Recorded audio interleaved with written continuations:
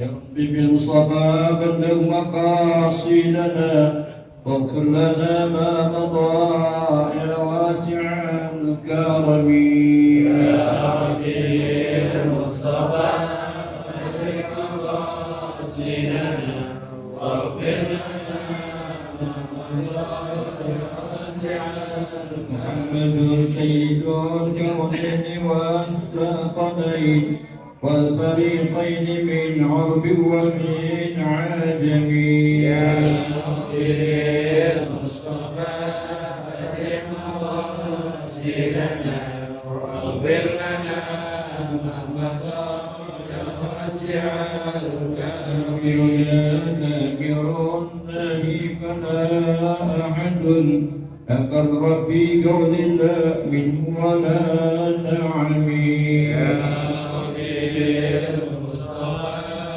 بلغ مقاصدنا واغفر لنا ما مضى يا واسع الكرم. والصحب ثم التابعين فهم أهل التقى والنقاء والحلم والكرم يا رب بالمصطفى بلغ مقاصدنا واغفر لنا ما مضى يا واسع بالمصطفى بلغ مقاصدنا واغفر لنا ما مضى يا واسع الكرم يا رب بالمصطفى بلغ مقاصدنا واغفر لنا ما مضى يا واسع اللهم صل وسلم وبارك عليه وعلى آله الفاتحة. أعوذ بالله من الشيطان الرجيم. بسم الله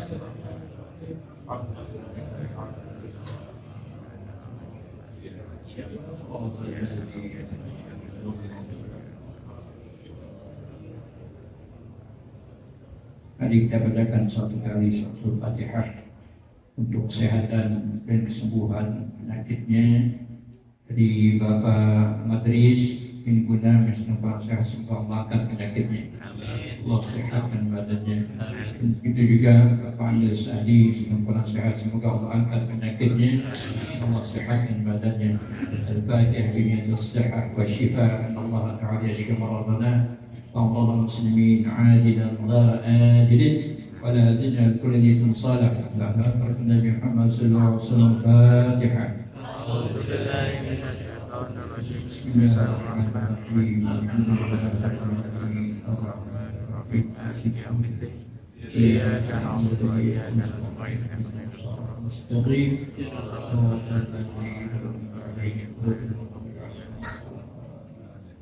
بسم الله الرحمن الرحيم اللهم صل وسلم على سيدنا محمد الفاتح لما أغلق الخاتم لما سبق ناصر الحق بالحق والهادي إلى صراطك المستقيم وعلى آله وصحبه حق قدره ومقداره العظيم. اللهم أصلحنا بالهادي الرحم وأكرمنا بالرحم وارفع عنا بالقلب الرحم وحسن أخلاقنا أن يسهل لنا أبواب فضلك وانشر علينا من خزائن رحمتك يا أرحم الراحمين.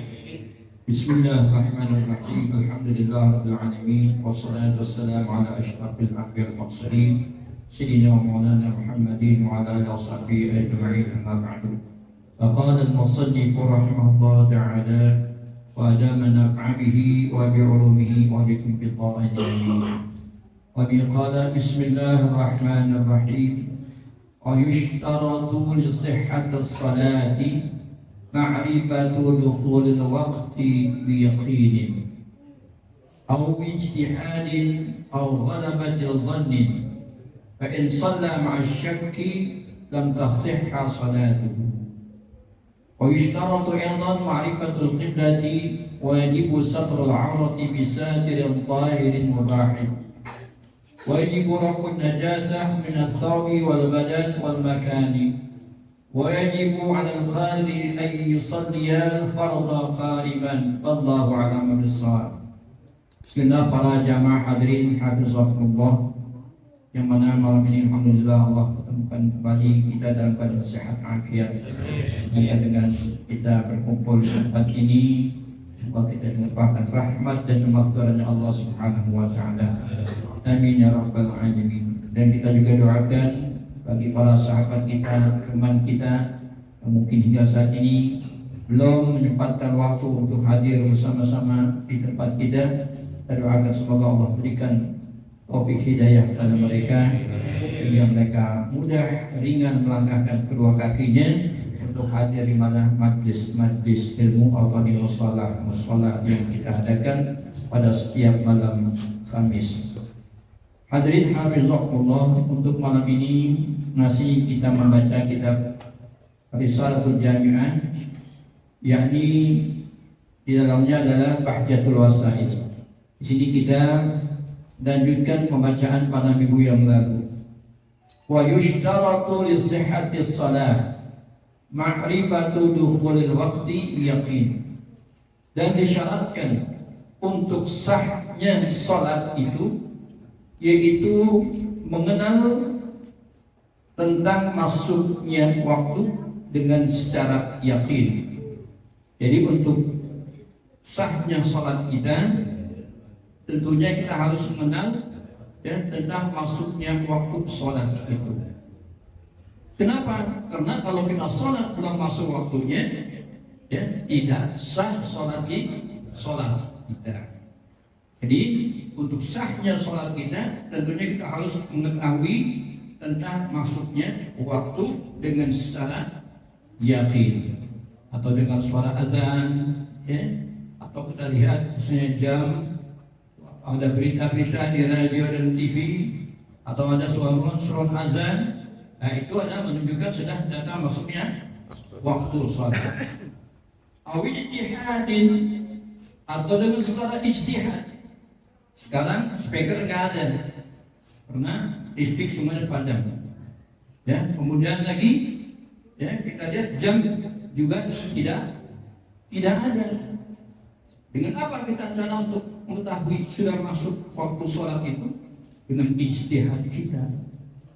Dengan ijtihad. Ijtihad harus disertai dengan ilmu, bukan dengan ijtihad secara jahil, tapi dengan ilmu. Contohnya bagaimana?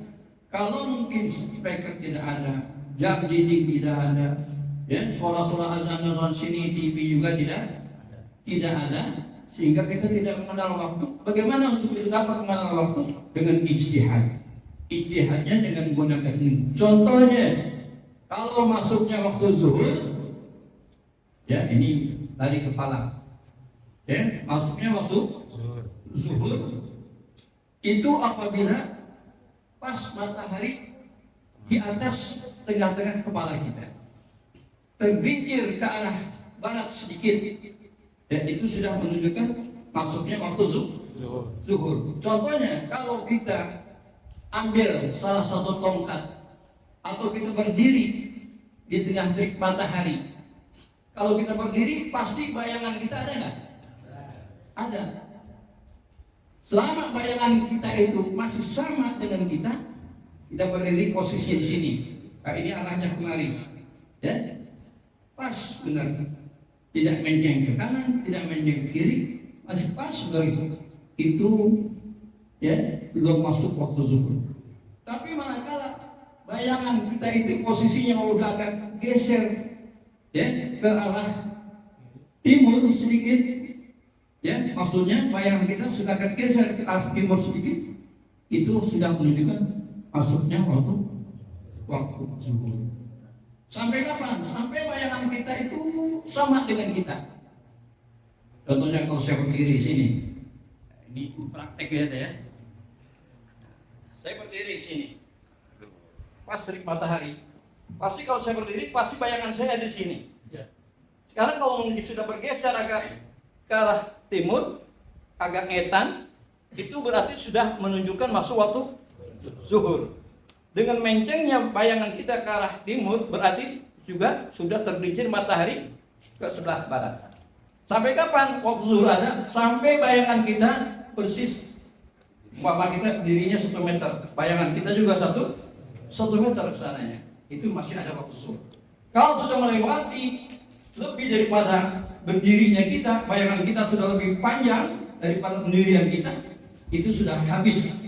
Maksudnya waktu zuhur sudah habis, berarti sudah menunjukkan masuk waktu asar. Itu secara ijtihad, ya. Tapi ijtihadnya dengan ilmu. Itu kalau mungkin tidak ada suara azan, tidak ada TV, ya, tidak ada jam, nah, itu dengan ilmu ijtihad kita.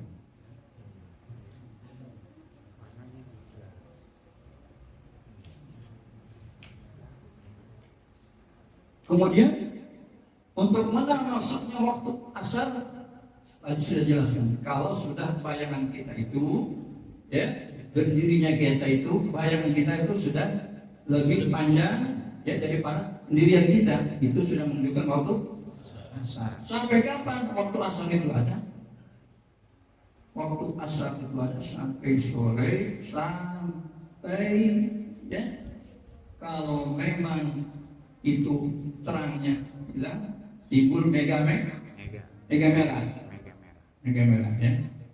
Nah, kalau mega merah itu timbul di sebelah barat adanya, ya, itu sudah menunjukkan masuknya waktu maghrib. Nah, masuk waktu maghrib. Waktu maghrib waktunya sesaat, sebentar. Kalau memang mega merah itu sudah hilang, lenyap, timbul terang. Nah, berarti waktu maghrib sudah habis. Masuklah waktu isya. Ya, jadi kalau dicontohkan ini mungkin agak lama. Boleh nanti sewaktu jamaah, ya, teliti gitu mengenai tentang masalah tadi waktunya waktu zuhur, ya, maksudnya waktu asar, gitu, ya. Ini ada di dalam kitab ini. Sekarang misalnya keadaan cuacanya nggak mendukung, hujan, yang susah untuk cari bayangan, lihat bayangan matahari nggak ada. Awal dzanni, bagaimana? Kita suruh cari dengan ghalabatul dzanni, memenangkan sangkaan kita. Ya, pada umumnya kalau sudah masuk maghrib nih, apa nih? Ya, banyak lalawar pada uang. Ya, itu menunjukkan sudah masuk maghrib. Nah, kalau sudah masuk zuhur bagaimana biasanya? Biasanya kalau anak-anak sudah pulang sekolah, mata kita ngantuk, mengantuk rasanya. Itu biasanya masuk waktu zuhur. Nah, itu kalau waktu zuhur memenangkan sangkaan. Nah, itu. Jadi ada beberapa, ya, faktor yang kita perlu ketahui tentang mengenal masuknya waktu kita. Wa in shalla ma'a syakki lam tasihha salatuhu. Maka jika seseorang dia telah melaksanakan salat tapi dengan keraguan-raguan, maka tidak sah salatnya itu. Andai kata dia sudah salat, ya, dia anak baru pulang sekolah, saya baru mau berangkat ke masjid. Orang kita tadi saya sholat sudah masuk waktu zuhur, belum ya? Nah, ragu-ragu tuh. Udah masuk zuhur, belum? Udah masuk zuhur, belum? Kalau dia ragu-ragu, yang tadi dia sholat, kenapa dikhawatirkan nanti sholatnya belum pada masuk waktu zuhur? Maka itu tidak sah sholatnya. Kenapa? Karena dia sholat tapi disertakan dengan ragu-ragu. Lam tasihha sholatuhu, maka tidak sah sholatnya. Wa yushtaratu aidan ma'rifatul qiblah, dan disyaratkan juga bahwa seorang ini ya harus mengetahui tentang arah kiblat. Nah, kita mesti tahu arah kiblat di rumah kita, ya, di kantor kita, gitu, tempat-tempat lain yang kita suka kunjungi, itu arah kiblat paling tidak kita harus mengetahui. Kita sampai ke suatu tempat, suatu kampung atau suatu tempat yang kita kunjungi, sebelum kita tanya lain, tanya arah kiblat itu mana arah kiblat. alat sholat. Ya. Maka daripada nanti kita meragukan, ini ada kiblat atau bukannya, kita cari saja masjid atau musola. Kenapa? Karena kita yakin kalau masjid-masjid dari musola-musola itu pasti mereka arah kiblatnya sudah pas. Kenapa? Karena setiap mau dibina, mau diletakkan waktu pertama itu diukur dengan apa? Dengan kompas, yang kompas itu menunjukkan pas arah kiblat Ka'bah Baitullah. Jadi musola-musola, masjid-masjid sudah yakin itu arahnya pas persis ya ke arah kiblat Baitullah. Maka bagi kaum bapak ya, itu afdalnya sholat wajib di masjid atau di musola ya. Maka musola yang ada di samping kiri kanan kita sebagai tetangga masjid, di sini itu musola, di sini itu masjid. Kenapa? Karena dalam hadis Nabi Muhammad SAW disabdakan, la salata li jaril masjid illa fil masjid. Tidak sempurna sholatnya tetangga masjid, tidak sempurna sholatnya tetangga musola kecuali di masjid, kecuali di musola. Musola juga namanya masjid. Gitu, ya. Jadi tidak sempurna sholat bagi tetangga masjid kecuali dia sholatnya di masjid. Maka kita makmurkan ke masjid-masjid kita, makmurkan ke musola-musola kita, ya, supaya sholat kita sempurna. Arah kiblatnya sudah yakin, ya, nggak pakai sangka ini ngomong ke sana, menceng ke sana, mencong ke sana. Tidak. Ya, ini isikan musola-musola yang ada di sekitar kita, yang ada di masjid kita, gitu. Lain lagi halnya kalau kaum wanita, kaum ibu, ya, itu sholat afdolnya itu di rumah. Adapun kaum bapak, afdolnya dia sholat wajib adalah di masjid atau di musola. Terkecuali sholat sunnah, ya, sholat sunnah bagi kita, bagi kaum bapak itu afdolnya di rumah masing-masing, gitu. Hadirin jamaah muslimin, hafizakumullah. Oleh karena itu, ini merupakan salah satu tanbihat, peringatan untuk kita semua bagi para tetangga musola, ya, isi sholatnya di musola. Bagi tetangga masjid, isikan tuh masjidnya dengan sholat berjamaah. Ya, dalam Al-Quranul Karim Allah berfirman, ya, innama ya'muru masajidallahi man amana billahi wal yawmil akhir wa aqama as-salata wa ata az-zakah wa lam yakhsha illa Allah fa'asa ulaika yakunu minal muhtadin. Innama dalam nahwu, saya ingat pelajaran. Innama itu ada tuh hasr. Hanya kalau bahasa Nusantara-nya, hanya saja kalau begitu ya. Hanya saja. Innama ya'muru, yang dapat memakmurkan masjid Allah, masjid-masjid Allah itu siapa? Man amana billah, orang yang beriman pada Allah.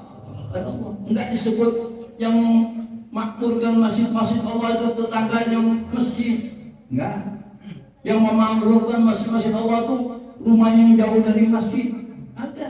Tapi man amana billah, orang yang beriman kepada Allah, itulah yang dapat memakmurkan masjid-masjid Allah. Adapun dekat jauhnya tidak menjadi ukuran. Walaupun dia jauh, tapi imannya kuat, teguh, mampu dia sholat berjamaah di masjid. Tapi kalau imannya, ya, rapuh, imannya tipis, walaupun rumahnya nempel dengan masjid, nggak sampai sholat jamaah di masjid.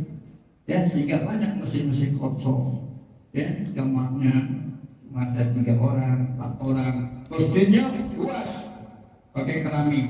Itu juga musola, cakap-cakap sarangan musola, ya, isinya sholat subuh, cuma imam makmum berdua. Oh, ya, tetangga-tetangga pada nggak perhatikan, nggak pada sholat jamaah di musolanya. Nah, ini adalah salah satu teguran untuk kita. Jadi yang dapat memakmurkan masjid-masjid Allah itu orang yang beriman pada Allah. Wal yaumil akhir, beriman pada hari Wa aqama shalah, dan dia mendirikan salat. Wa ata zakat, juga dia mengeluarkan zakat. Wa lam yakhsha illallah, tidak dia takut kecuali hanya kepada Allah. Pada Allah.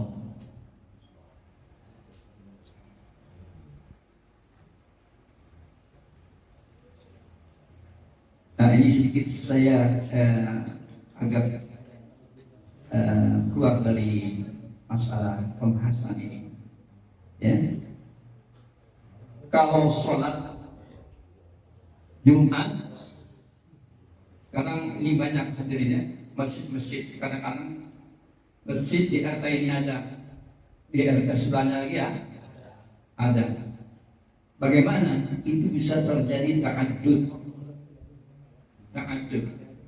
Kalau menurut di dalam kitab Madzhabul Arba', ya, perbandingan 4 mazhab antara Imam Maliki, Imam Hanafi, ya, Imam Syafi'i, Imam Hambali, Ahmad bin Hanbal. Menurut pandangan Imam Maliki, kalau memang masjid terjadi ada 2 berdampingan berdekatan, sholat Jumatnya yang sah di masjid yang dibangunnya lebih lama, lebih awal didirikan di masjid, ya, itulah yang sah Jumatannya. Itu menurut mazhab Imam Maliki. Siapa Imam Maliki? Gurunya Imam Syafi'i. Adapun menurut pandangan Imam Syafi'i, kalau mungkin masjid itu terjadi berdampingan berdekatan, ini yang sah untuk sholat Jumatnya itu adalah bagi imam yang lagi awal takbiratul ihramnya. Misalnya, ya, di sini ada masjid, RT sini, di RT sebelah ada masjid. Ini sudah selesai qomat, imam sholli fardhu arba'atin astagfirullah, Allahu akbar. Di sana baru qomat yang sah di sini Jumatannya. Adapun di sana, walaupun dia udah Jumatan, wajib dia i'adah, sholat zuhur lagi. Sholat zuhur lagi, dia sholat Jumat juga, sholat zuhur juga. Ini saya pernah kasih tahu sama Pak Lurah, sama Kepala KUA, ya. Kebetulan saat itu saya dengar di Depnaker ada masjid, ya.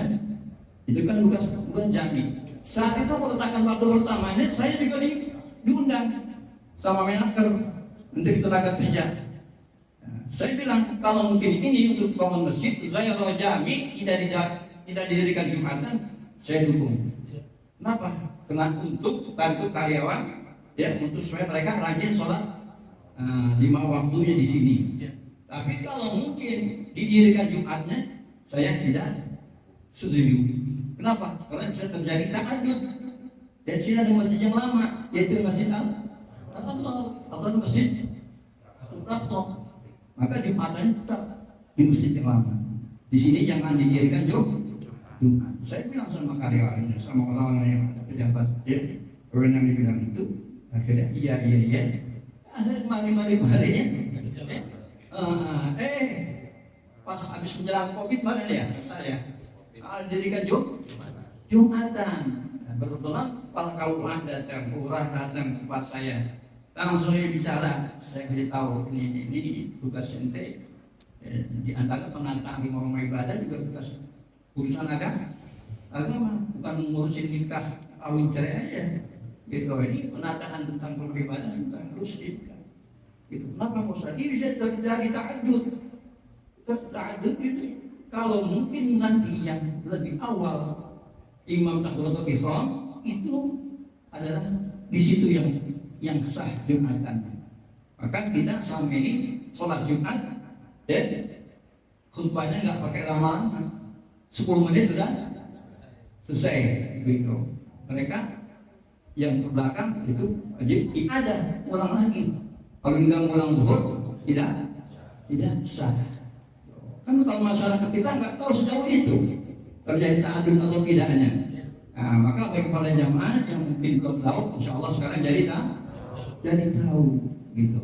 Ya. Dan pun masjid kita masjid jami yang dibangun oleh masyarakat kita sendiri dan juga tanahnya di atas tanah wakaf, ya, memang dikhususkan untuk ibadah, ibadah. Tapi kalau masih usaha kantor, belum tentu tanah yang wakaf. Juga bukan namanya jami, ghaira jami. Nah, ini perlu diketahui hadirin. Jadi sedikit ini ya, saya sedang menyampaikan penyuluhan ini, mudah-mudahan ada manfaatnya ya. Wajib satrul awra bisatir yang zahirin, dan juga di antaranya supaya sahnya sholat kita, yaitu wajib kita ini satrul awra, menutup aurat bisatir yang zahirin mubahin, dengan penutup pakaian yang bersih, yang suci, mubahin, yang basah, mubah. Ya, karena ada juga pakaian bagi kita nih yang boleh kita pakai. Seperti apa? Seperti sutra. Ya, kita nggak boleh pakai sutra. Bagi orang laki-laki, muslim laki-laki tidak boleh pakai sutra. Lain hanya perempuan. Nah, jadi wajib di dalam sholat kita menutup aurat. Aurat orang laki-laki yang wajib kita tutup itu antara dari pusat sampai lutut, sampai dengkul, itu harus tertutup, gitu ya. Jadi pusat sampai dengkul itu harus tertutup. Apakah itu di dalam sholat aja? Di luar sholat pun aurat tersebut harus tertutup. Jangan kita ya dalam sholat mari olahraga pusar kita kemana-mana, paha kita kemana-mana. Nah, ini haram, nggak boleh. Nggak boleh. Allah, dosa. Sering banget begitu ya, main bola, main badminton, paha saya kemana-mana. Oh, kalau baru tahu, udah deh, besok enggak lagi begitu. Silakan olahraga, tapi pakai training, tutup aurat kita, ya, dengkul kita jangan kelihatan. Gitu ajaran Islam, begitu indahnya. Lain halnya bagi wanita, kullu jami'il badan, seluruh anggota badan itu aurat yang wajib ditutup. Illa wajah, terkecuali muka, wal kafain, dan buat tapak tangan. Itu namanya ya bagi khusus wanita. Kalau wanita semuanya aurat, ya, kecuali muka tak boleh terbuka. Nah, wal kafain itu juga buat tapak tangan ini, ya, dua tangan ini, tapak tangan ini adalah ya boleh ya. Nah, gitu hadirin. Oleh karena itu bagi kaum ibu, bagi para remajawati, tentunya yang mana yang tidak menggunakan jilbab, ya kita gunakan jilbab, pakai jilbab, ya, tutupi aurat kita, karena rambut kita itu juga termasuk aurat, ya. Kalau kita ingin selamat dunia, selamat akhirat, kita pakai ajaran bimbingan kita Nabi Muhammad SAW. Insya Allah kita diberikan keselamatan dunia akhirat. Wajib walaupun najasa, begitu juga wajib dia membuang najis, mengangkat najis minas thawbi wal badani wal makan, yang terdapat di mana pakaian, baju kah, sorban kah, dan yang kota badan kita kah, dan di tempat kita kah, nah, itu mesti bersih.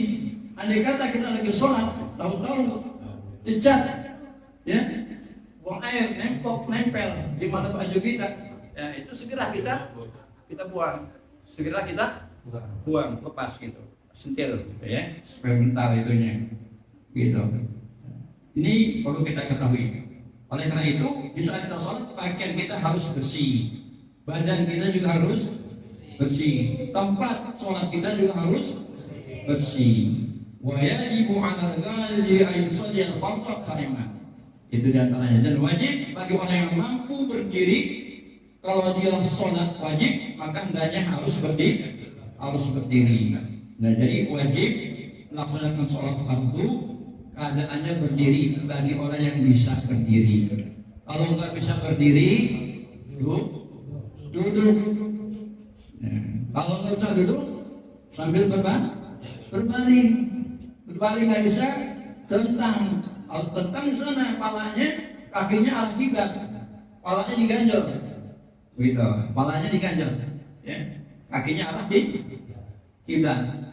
Nah, udah sekarang tentang nggak bisa, napas nggak ada, gotong, ya, sembayangin, tuh, udah nggak ada napasnya masih wajib sembayangin. Oleh karena itu sangat pentingnya sholat. Nah, nanti katanya awwalu ma yuhasabu bil 'abdi yaumil qiyamah shalah. Pertama-tama kali nanti manusia yang dihisab, yang diperiksa bukan hartanya, bukan keluarganya, bukan jabatannya. Yang pertama kali diperiksa adalah as-sholat, tentang sholat. Kalau sholatnya rapi, insya Allah ya sholatnya, puasanya ikutlah rapi. Itu hadirin, mudah-mudahan apa yang dapat saya sampaikan dapat bermanfaat untuk kita bersama-sama. Bagi orang yang mampu berdiri untuk sholat wajib, maka wajib dia berdiri. Lain halnya sholat sunnah. Kalau sholat sunnah, walaupun kita mampu berdiri, kita sholat duduk boleh. Itu kalau sholat sunnah. Sholat witir, apa sholat ba'diyah, sholat duha, sholat tahajud, ya, dia kata kita bisa berdiri. Ya. Bolehkah kita sholat duduk kalau sholat sunnah? Boleh, gitu ya. Ya, sunnah gitu. Tapi pahalanya nggak sama dengan orang sholat berdiri. Orang sholat berdiri pahalanya 100%. Orang yang sholat duduk sunnah duduk, ya, pahalanya 50%, separuh gitu ya. Ini saja, mudah-mudahan sampai separuh itu ya. Mudah-mudahan ada manfaatnya. Wallahu a'lam bishawab. Subhanakallahumma wa bihamdik, asyhadu an la ilaha illa anta, astaghfiruka wa atubu ilaik. Wassalamualaikum warahmatullahi wabarakatuh.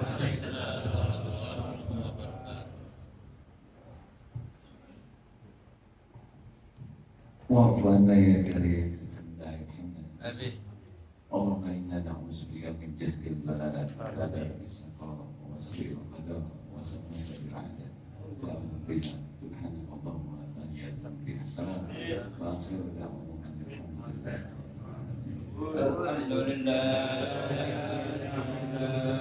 الحمد لله على بركة الله. الحمد لله حمدا يوافي نعمك ويمجد. الحمد لله يا رب العالمين يا ربنا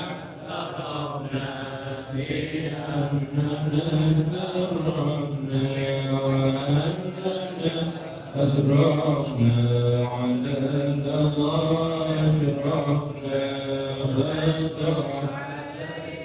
توبة توسل كل حرب واسترنا أورادي وأمكن الروحاني واغفر والدينا ربي ومولودينا والآل إخواني وسائر الخلان وكل ذي محبة أو جيرة أو صحبة والمسلمين أجمعين ربي أسمع فضلا وجودا منا باكتساب منا